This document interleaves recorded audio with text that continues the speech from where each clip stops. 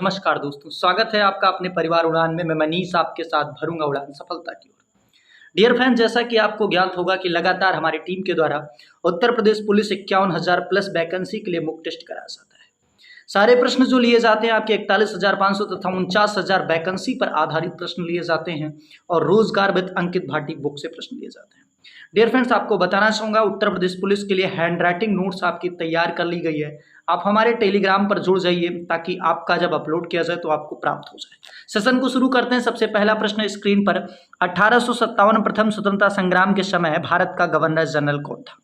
बात की जा रही है 1857 में जब आपका प्रथम स्वतंत्रता संग्राम हुआ, उस समय भारत का गवर्नर जनरल कौन था? A option Lord Canning, B option Lord Curzon, C option Lord Dalhousie और डी ऑप्शन लॉर्ड चेम्सफोर्ड। बिल्कुल जबरदस्त प्रश्न और बताना है दोस्त कि उस समय गवर्नर जनरल कौन था। आशा करता हूं आंसर्स को टिक कर चुके होंगे, तो A option is the correct answer, यानी लॉर्ड कैनिंग था। आपका जो प्रथम स्वतंत्रता संग्राम हुआ था उस समय कौन था डियर फ्रेंड्स? तो गवर्नर जनरल था लॉर्ड कैनिंग। अगर बात करें लॉर्ड कर्जन की माय डियर फ्रेंड्स, तो आपका 1905 में पता होगा, 1905 में आपका बंगाल विभाजन हुआ और बंगाल विभाजन के समय आपका गवर्नर जनरल कौन था? तो लॉर्ड कर्जन था। लॉर्ड डलहौजी की बात करें तो लॉर्ड डलहौजी राज्य हड़प नीति के लिए प्रसिद्ध था। ठीक है, अब बात करते हैं चेम्सफोर्ड के बारे में, जो कि आपकी परीक्षा की दृष्टि से मोस्ट इंपॉर्टेंट है। अगर चेम्सफोर्ड की बात करें तो 1916 यानी 1916 से लेके आपका 1922 ईस्वी तक शासन रहा। जैसे आपके बहुत सारे आंदोलन हुए 1916, 1917 में आपका चंपारण आंदोलन हुआ। अगर 1918 में बात करें तो खैड़ा का आंदोलन हुआ। 1918 में ही आपका अहमदाबाद का आंदोलन हुआ और 1920 में आपका असहयोग आंदोलन हुआ। इसी में आपका जलियांवाला बाग कांड भी हुआ। तो आपसे पूछा जाता है कि चंपारण आंदोलन के समय कौन था? आप कहेंगे चेम्सफोर्ड था। असहयोग आंदोलन के समय कौन था? चेम्सफोर्ड था। अगर बात करें जलियांवाला बाग कांड के समय कौन था? चेम्सफोर्ड था। अगर उसके बाद बात करें खैड़ा आंदोलन के समय, तो ये जो समय अवधि है आपको सबसे ज्यादा ध्यान रखना है। 1916 से लेके 1922 तक किसका समय अवधि था? तो लॉर्ड चेम्सफोर्ड का था।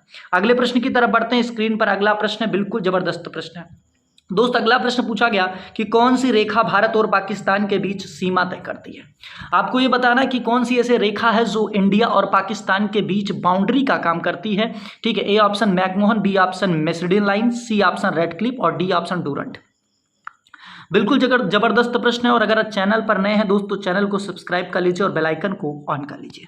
बिल्कुल, तो आंसर क्या हो जाएगा? Red Cliff is the correct answer. Red Cliff की बात करें तो ये रेखा भारत तथा पाकिस्तान के बीच में पाई जाती है। वहीं अगर मैकमोहन रेखा की बात करें तो भारत तथा चाइना के बीच में आपका मैकमोहन रेखा पाया जाता है। अब बात करते हैं कुछ सटीक जानकारी की। आपको पता होगा LAC का फुल फॉर्म होता है लाइन एक्चुअल कंट्रोल, और अगर वहीं बात करें LOC का तो लाइन ऑफ कंट्रोल होता है। जो LAC का बॉर्डर पाया जाता है भारत तथा चाइना के बॉर्डर पर पाया जाता है। अगर हम लाइन ऑफ कंट्रोल की बात करें तो ये भारत और पाकिस्तान के बॉर्डर पर पाया जाता है।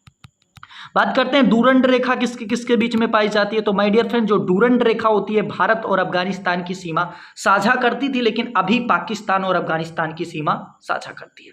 डियर फ्रेंड्स, अफगानिस्तान में फंसे व्यक्तियों को वापस लाने के लिए, यानी अभी आपने जल्द में सुना कि अफगानिस्तान में बवाल चल रहा था, जिसको वापस लाने के लिए, यात्रियों को वापस लाने के लिए भारत सरकार के द्वारा कौन सा ऑपरेशन चला गया? तो क्या कहेंगे? ऑपरेशन देवी शक्ति।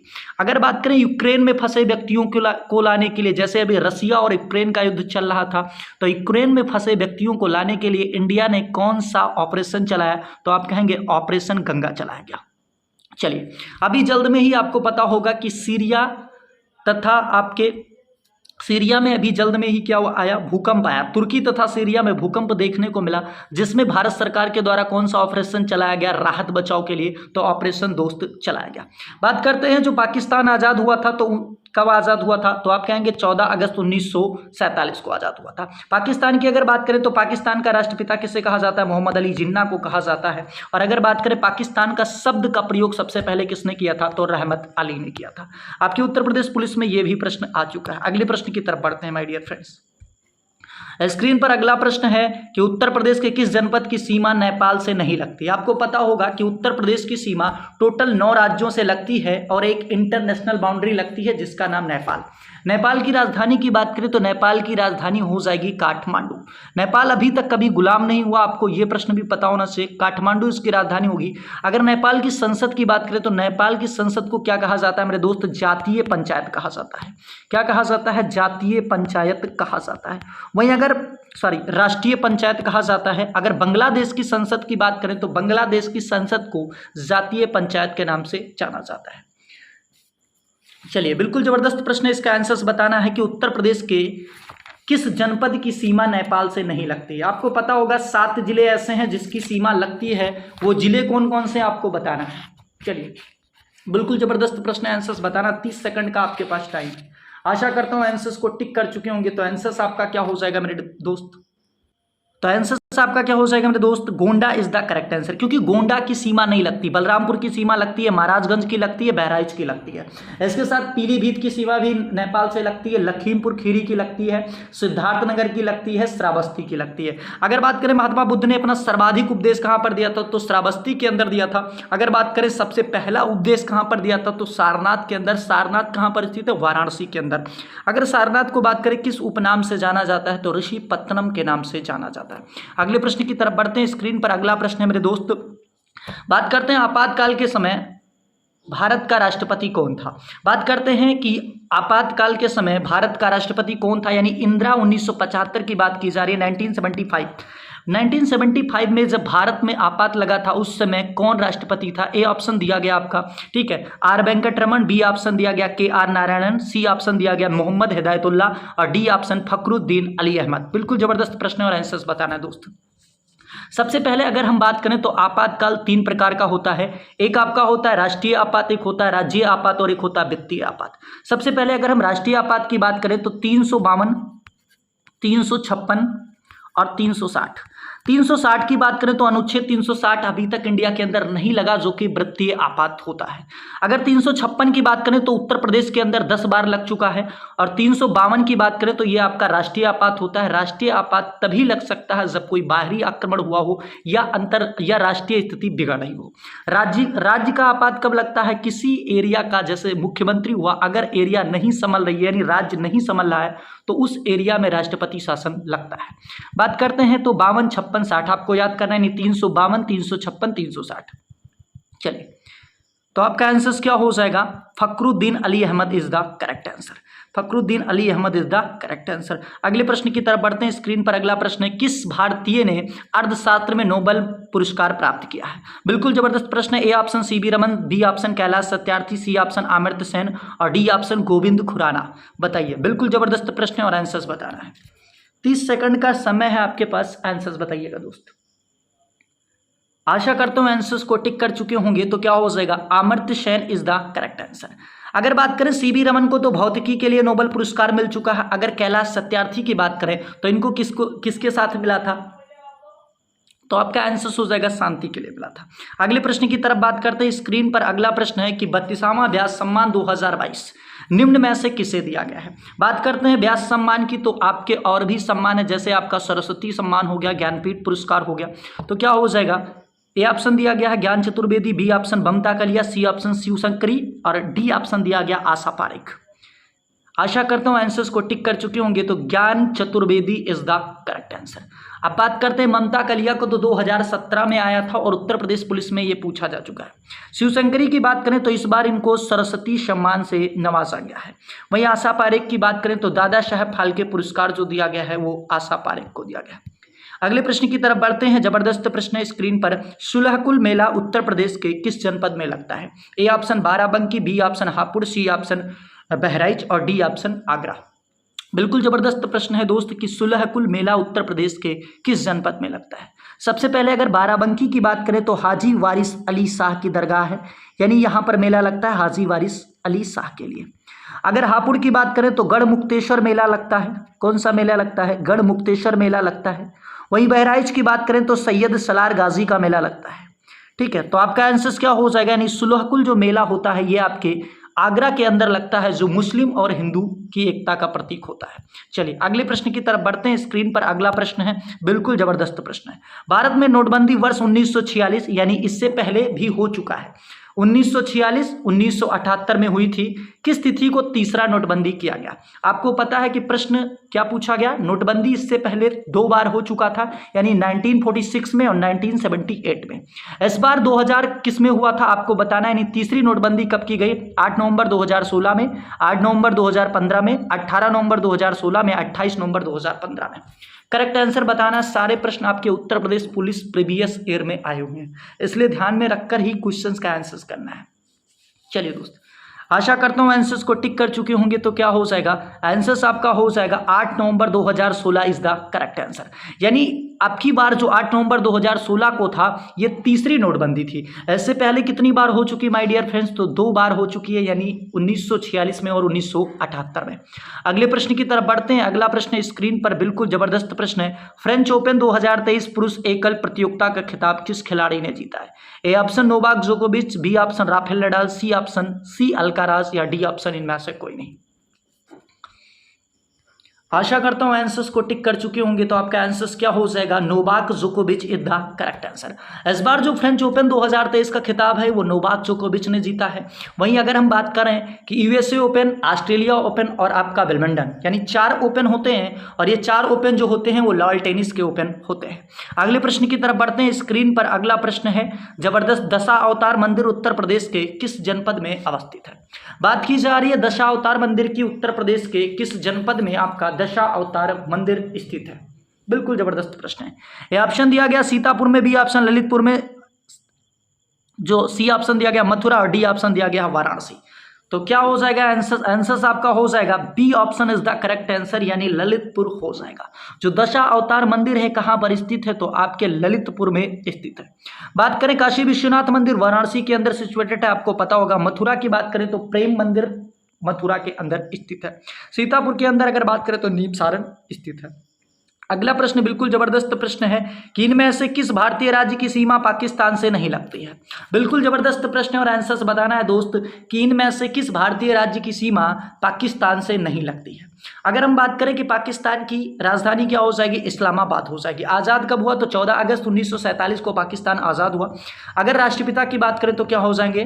मोहम्मद अली जिन्ना हो जाएंगे। पहली महिला अगर प्रधानमंत्री की बात करें तो बेनजीर भुट्टो हो जाएगी। ए ऑप्शन दिया गया Punjab, B option Gujarat, C option Ladakh और D option Haryana. My dear friends, बताना चाहूंगा कितने राज्यों की सीमा लगती है? तो 5 राज्यों की याद कर सकते हैं। पंगुराजल, ठीक है, पंगुराजल ट्रिक याद कर सकते हैं, जिससे आपको पता होगा पंजाब की सीमा लगती है, गुजरात की सीमा लगती है, राजस्थान की लगती है, जम्मू कश्मीर की लगती है और लद्दाख की सीमा लगती है। अगर बात करें भारत से कितने देश की सीमा लगती है तो आप कहेंगे 8 देशों की सीमा लगती है। सबसे ज़्यादा किससे लगती है? तो सबसे ज़्यादा जो सीमा लगती है वो बांग्लादेश से लगती है। अगर बात करें कि बांग्लादेश और भारत के बीच में कितनी ट्रेनें चलती हैं, तो 3 ट्रेनें चलती हैं, बंधन, मैत्री और मैतारी। आशा करता हूँ आंसर्स को टिक कर चुके होंगे। तो Haryana is the correct answer, यानी हरियाणा की सीमा नहीं लगती है। चलिए अगले प्रश्न की तरफ बढ़ते हैं। स्क्रीन पर अगला प्रश्न है मेरे दोस्त, क्या पूछा गया कि राज्यसभा में भारत का राष्ट्रपति कितने सदस्य मनोनीत कर सकता है? आपको ज्ञात होगा कि राज्यसभा के अंदर जो कि हमारा अस्थाई सदन होता है, क्या होता है? अस्थाई सदन होता है, जिसमें राष्ट्रपति के द्वारा कितने सदस्य चुने जा सकते हैं। बिल्कुल जबरदस्त प्रश्न है। ए ऑप्शन दिया गया 2, बी ऑप्शन 8, सी ऑप्शन 10 और डी ऑप्शन 12। सबसे पहले अगर बात करें कि राज्यसभा का जो सदस्य होता है उसका, ठीक है, कितने वर्ष का होता है कार्यकाल? तो 6 वर्ष का होता है। जबकि अगर हम लोकसभा सदस्य की बात करें तो 5 वर्ष का होता है। अगर बात करें कि राज्यसभा सदस्य बनने के लिए न्यूनतम कितनी आयु होनी चाहिए, तो 30 वर्ष होनी चाहिए, जबकि आपका लोकसभा सदस्य बनने के लिए 25 वर्ष होनी चाहिए। आशा करता हूं आंसर्स को टिक कर चुके होंगे। तो राष्ट्रपति 12 लोगों को मनोनीत कर सकता है। अच्छा, किस अनुच्छेद के तहत कर सकता है ये आपको बताना है। अगले प्रश्न की तरफ बढ़ते हैं। स्क्रीन पर अगला प्रश्न दोस्त पूछा गया, जब महात्मा गांधी को रेलगाड़ी से जबरन उतारा गया तब दक्षिण अफ्रीका से कहां जा रहे थे? यानी महात्मा गांधी कहां से जा रहे थे? तो दक्षिण अफ्रीका से कहीं जा रहे थे। उस एरिया का नाम बताना है पार्टिकुलर कि गांधी जी कहां पर जा रहे थे। सबसे पहले अगर हम गांधी जी की बात करें तो कब हुआ था जन्म? 1869 में पोरबंदर गुजरात के अंदर। गुजरात से आपका प्रश्न क्या बनता है? तो आपका सबसे ऊंची जो स्टैचू ऑफ यूनिटी है वो कहां पर स्थित है? गुजरात के अंदर स्थित है। किस नदी पर स्थित है? नर्मदा नदी पर स्थित है। किसकी है? तो कहेंगे सरदार पटेल की है। अगर बात करें उसका आर्किटेक्चर कौन है है यानी किसने बनाया है, तो आप कहेंगे राम जे सुतार ने बनाया है। बिल्कुल, आशा करता हूं आंसर टिक कर चुके होंगे। तो Pretoria is the correct answer. दक्षिण अफ्रीका की राजधानी हो जाएगी प्रिटोरिया। तो गांधी जी को जब उतारा गया था, क्यों उतारा गया था?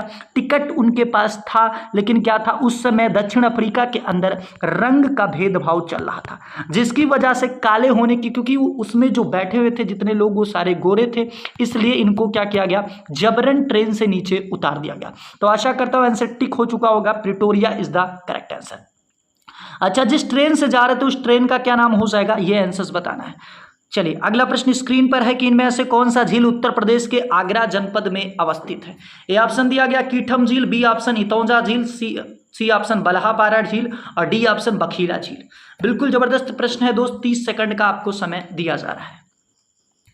आशा करता हूं कि आंसर्स को टिक कर चुके होंगे माय डियर फ्रेंड्स। तो क्या हो जाएगा, कीठम झील इज द करेक्ट आंसर। अगर इतौजा झील की बात करें तो इतौजा कहां पर स्थित है, लखनऊ के अंदर सिचुएटेड है। वहीं अगर हम बल्हापारा की बात करें तो ये आपके कानपुर के अंदर स्थित है। अगर बखीरा झील की बात करें तो संत कबीर नगर के अंदर स्थित है। आशा करता हूं आंसर्स को टिक कर चुके होंगे। अगला प्रश्न स्क्रीन पर है, बेहद जबरदस्त प्रश्न है। हिंद स्वराज नामक पुस्तक के लेखक कौन है? हिंद स्वराज जो पुस्तक है ये किसकी रचना आपको बताना है। A option Mohandas Karamchand Gandhi, B option Gopal Krishna Gokhale, C option Bal Gangadhar तिलक और डी ऑप्शन मौलाना अबुल कलाम आजाद। बिल्कुल जबरदस्त प्रश्न है और बताना है। तो आशा करता हूं आंसर्स को टिक कर चुके होंगे। जो हिंदू स्वराज पुस्तक है ये महात्मा गांधी की है। ठीक है, किसकी है, महात्मा गांधी की। मोहनदास करमचंद गांधी नहीं होगा, ये महात्मा गांधी होना चाहिए। ठीक है, टाइपिंग में मिस्टेक हुआ तो मोहनदास करमचंद गांधी नहीं, महात्मा गांधी होना चाहिए। अगर हम बात करें कि इनके द्वारा कौन कौन सी पुस्तक लिखी गई, तो हिंद स्वराज लिखी गई। हरिजन की अगर बात करें तो हरिजन किसकी पुस्तक है, ये भी महात्मा गांधी की पुस्तक है। अगर यंग इंडिया की बात करें तो ये किसकी पुस्तक है, ये भी महात्मा गांधी की पुस्तक है। अगर बाल गंगाधर तिलक की बात करें तो बाल गंगाधर तिलक द्वारा जो पुस्तकें लिखी गई उसमें है केसरी, मराठा और आपका गीता रहस्य। अगले प्रश्न की तरफ बढ़ते हैं। स्क्रीन पर आपके अगला प्रश्न है कि प्रसिद्ध संगीतकार अरविंद पारिक किस संगीत यंत्र से संबंधित है? बिल्कुल, A option tabla, B option sitar, C option bansuri और डी ऑप्शन शहनाई। बिल्कुल जबरदस्त प्रश्न और आंसर्स बताना है। आशा करता हूं कि आंसर्स को टिक कर चुके होंगे। तो सितार वादक इज द करेक्ट आंसर। यानी जो अरविंद पारेख हैं इनका संबंध किससे है मेरे दोस्त, तो सितार से है। अगर बात करें सितार की खोज किसने की थी, ठीक है, सितार के सबसे ज्यादा जो प्रसिद्ध हैं वो पंडित रविशंकर हैं। पंडित रविशंकर किस घराने से संबंधित है आपको ये बताना है। अगर तबला वादक की बात करें तो प्रसिद्ध तबला वादक जो आपके हो जाएंगे वो जाकिर हुसैन हो जाएंगे। बांसुरी वादक की बात करें तो हरिप्रसाद चौरसिया हो जाएंगे। वहीं शहनाई वादक की बात करें तो आपके बिस्मिल्लाह खान हो जाएंगे।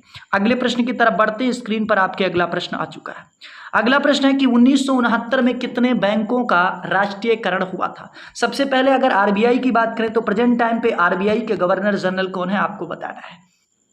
आरबीआई की स्थापना कब हुई थी? तो आरबीआई की स्थापना 1935 में हुई थी। अगर हम बात करें राष्ट्रीयकरण का तो 1949 में हुआ था। आशा करता हूं कि आंसर्स को टिक कर चुके होंगे मेरे दोस्त। तो क्या हो जाएगा, 14 बैंक का राष्ट्रीयकरण हुआ था 1969 में। अगला प्रश्न स्क्रीन पर है कि युगांडा की राजधानी क्या हो जाएगी? ठीक है, A option Berlin, B option Kampala, C option काहिरा और डी ऑप्शन दुशांबे। बिल्कुल जबरदस्त प्रश्न है। युगांडा की राजधानी आपको बताना है। माय डियर फ्रेंड्स, बताना चाहूंगा जो आपके पेपर में सबसे ज्यादा राजधानी पूछी जाएगी वो एशिया महाद्वीप से नहीं पूछा जाएगा, यूरोप महाद्वीप से नहीं पूछा जाएगा, अफ्रीका महाद्वीप से सबसे ज्यादा चांस बनते हैं। चलिए, तो क्या हो जाएगा, Kampala is the correct answer. यानी युगांडा की राजधानी क्या हो जाएगी, कंपाला हो जाएगी। बर्लिन किसकी राजधानी हो जाएगी? तो जर्मनी की राजधानी हो जाएगी बर्लिन। अगर बात करें कि जर्मनी की इस समय चांसलर कौन है तो एंजेला मार्केल हो जाएगी। फोर्ब्स सूची की बात करें, अब फोर्ब्स सूची क्या होती है, तो फोर्ब्स की बात करें तो बेहतर यानी विश्व के बेहतर नेताओं की सूची जारी की जाती है, जिसमें प्रथम स्थान किसका आया है, तो ठीक है, जर्मनी की एंजेला मार्केल का है। अच्छा, काहिरा किसकी राजधानी हो जाएगी? तो मिस्र की राजधानी काहिरा हो जाएगी। दुशांबे किसकी राजधानी हो जाएगी? ये कमेंट बॉक्स में बताना है। अगला प्रश्न स्क्रीन पर पूछा गया कि इनमें से कौन सा ओलंपिक खिलाड़ी भारत के सर्वाधिक आबादी वाले उत्तर प्रदेश राज्य से संबंधित है? प्रश्न एक बार फिर से पढ़ेंगे। इनमें से कौन सा ओलंपिक खिलाड़ी भारत के सर्वाधिक आबादी वाले राज्य उत्तर प्रदेश से संबंधित है? A option Bajrang Punia, B option PV Sindhu, C option Saurabh Chaudhary और डी ऑप्शन हिमा दास। आशा करता हूं कि आंसर्स को टिक कर चुके होंगे। तो Saurabh Chaudhary is the correct answer. Answer. Saurabh Chaudhary Uttar Pradesh के किस जनपद से बिलोंग करते हैं? तो आप कहेंगे कि सौरभ चौधरी मेरठ राज्य से, मेरठ जनपद से बिलोंग करते हैं। बजरंग पुनिया की बात करें तो हरियाणा के झज्जर से बिलोंग करते हैं। अगर पीवी सिंधु की बात करें माय डियर फ्रेंड्स, तो पीवी सिंधु कहाँ से बिलोंग करती हैं? आंध्र प्रदेश से बिलोंग करती हैं। अगर हम बात करें हिमा दास, तो हिमा दास कहाँ से संबंधित है? हिमा दास असम से संबंधित हैं और इनको क्या कहा जाता है? डीइंग एक्सप्रेस के नाम से जाना जाता है। चलिए अगला प्रश्न स्क्रीन पर पूछा गया कि पराक्रम दिवस कब मनाया जाता है? ठीक है, ए ऑप्शन 23 जनवरी, बी ऑप्शन 25 जनवरी, सी ऑप्शन 7 अगस्त और डी ऑप्शन 26 दिसंबर। आशा करता हूं आंसर्स को टिक कर चुके होंगे दोस्तों। तो क्या हो जाएगा? 23 जनवरी इज द करेक्ट आंसर। 25 जनवरी को राष्ट्रीय मतदाता दिवस मनाया जाता है। 7 अगस्त को भाला फेंक दिवस मनाया जाता है। अगर बात करें 26 दिसंबर को, तो अभी हाल ही में प्रधानमंत्री नरेंद्र मोदी जी के द्वारा 26 दिसंबर को वीर बाल दिवस के रूप में मनाने की घोषणा की गई है। अगला प्रश्न स्क्रीन पर है कि स्कूल ऑफ पेपर टेक्नोलॉजी उत्तर प्रदेश के किस जनपद में स्थित है? स्कूल ऑफ पेपर टेक्नोलॉजी उत्तर प्रदेश के किस जनपद में स्थित है? झांसी, कानपुर, सहारनपुर, मथुरा। बिल्कुल जबरदस्त प्रश्न है, बताना है कि किस में स्थित है। आशा करता हूं कि आंसर्स को टिक कर चुके होंगे। तो Saharanpur is the correct answer. Jhansi के अंदर क्या है? पशु चिकित्सा अनुसंधान संस्थान है। कानपुर के अंदर बात करें तो चमड़ा उद्योग के लिए प्रसिद्ध है। अगला प्रश्न स्क्रीन पर है, बिल्कुल जबरदस्त प्रश्न है। पूछा गया कि राष्ट्रपति पर महाभियोग प्रक्रिया का वर्णन संविधान के किस अनुच्छेद में वर्णित है? एक बार फिर से देखिएगा, राष्ट्रपति पर महाभियोग की प्रक्रिया का वर्णन संविधान के किस अनुच्छेद में है? ये ऑप्शन दिया गया 72, अनुच्छेद 72, अनुच्छेद 61, अनुच्छेद 52 या अनुच्छेद 81। सबसे पहले अगर संसद की उल्लेख की बात करें तो संसद का उल्लेख किस में मिलता है? तो संसद का उल्लेख अनुच्छेद 79 में मिलता है। अगर बात करें लोकसभा का उल्लेख किस में मिलता है? तो आप जब अनुच्छेद 80 पढ़ेंगे तो आपको लोकसभा का उल्लेख मिलेगा। अगर राज्यसभा की बात करें तो कहाँ मिलेगा? अनुच्छेद 81 के अंदर मिलेगा। आशा करता हूं आंसर्स को टिक कर चुके होंगे। तो आंसर्स क्या हो जाएगा दोस्त? महाभियोग की प्रक्रिया जो बताई गई है, नहीं राष्ट्रपति को पद से कब हटाया जा सकता है? तो उस पर महाभियोग प्रक्रिया लगाकर ही हटाया जा सकता है। तो ये प्रावधान जो किया गया है वो अनुच्छेद 61 में किया गया है। अनुच्छेद 72 के अनुसार राष्ट्रपति क्या कर सकता है? मृत्यु दंड की सजा माफ कर सकता है। अगर अनुच्छेद 52 की बात करें तो अनुच्छेद 52 में बताया गया है क्या? कि भारत में राष्ट्रपति होगा, यानी उसके पद के बारे में बताया गया। अनुच्छेद 81 ऑलरेडी मैं बता चुका हूं। अगले प्रश्न की तरफ बढ़ते हैं। बिल्कुल जबरदस्त प्रश्न है कि इनमें से कौन सी पहाड़ियां मेघालय राज्य में अवस्थित है? ए ऑप्शन डाफला पहाड़ियां, बी ऑप्शन गारो पहाड़ियां, सी ऑप्शन जयंती पहाड़ियां और डी ऑप्शन बी और सी दोनों। बिल्कुल जबरदस्त प्रश्न है और आंसर्स बताना है। आशा करता हूं कि आंसर्स को टिक कर चुके होंगे। D option is the correct answer, यानी बी और सी दोनों हो जाएगा। अगला प्रश्न पूछा गया कि इनमें से कौन सा बांध भारत का सर्वोच्च ऊंचा बांध है? डियर फ्रेंड्स, रैपिड फायर चल रहा है तो इसमें हमारा उद्देश्य होता है कम समय में ज़्यादा जानकारी, यानी गागर में सागर। मुक्त टेस्ट आपको देना होता। अगर आप बेहतर तरीके से क्लास लेना चाह रहे हैं तो थ्योरी की क्लास में जुड़िए, जहां पर बहुत ही स्लोली बताया जाएगा। ए ऑप्शन दिया गया सरदार सरोवर बांध गुजरात, बी ऑप्शन हीराकुंड बांध उड़ीसा, सी ऑप्शन दिया गया टिहरी बांध उत्तराखंड और डी ऑप्शन दिया गया है भाखड़ा नागल बांध हिमाचल प्रदेश। यानी सबसे ऊंचा बांध पूछा गया है। तो आशा करता हूं कि आंसर्स को टिक कर चुके होंगे। टिहरी बांध उत्तराखंड, ठीक है, यानी C option is the correct answer. आज के लिए इतना ही। अगर चैनल पर, चलिए अगला प्रश्न देख लीजिए एक बार, लास्ट प्रश्न है। अगला प्रश्न पूछा गया कि बमरौली हवाई अड्डा उत्तर प्रदेश के किस जनपद में स्थित है? बिल्कुल जबरदस्त प्रश्न है कि बमरौली हवाई अड्डा उत्तर प्रदेश के किस जनपद में स्थित है? A option Prayagraj, B option Lucknow, C option Kanpur, D option Ghaziabad. आशा करता हूं कि आंसर्स को टिक कर चुके होंगे। तो Prayagraj is the correct answer. अगर लखनऊ की बात करें, अगर बात करें कानपुर के अंदर तो चकेरी हवाई अड्डा पड़ता है और गाजियाबाद की बात करें तो हिंडन हवाई अड्डा पड़ता है। आज के लिए इतना ही। अगर चैनल पर नए हैं तो चैनल को सब्सक्राइब कर लीजिए और बेल आइकन को ऑन कर लीजिए ऐसे ही मुफ्त टेस्ट देने के लिए। जय हिंद, जय भारत।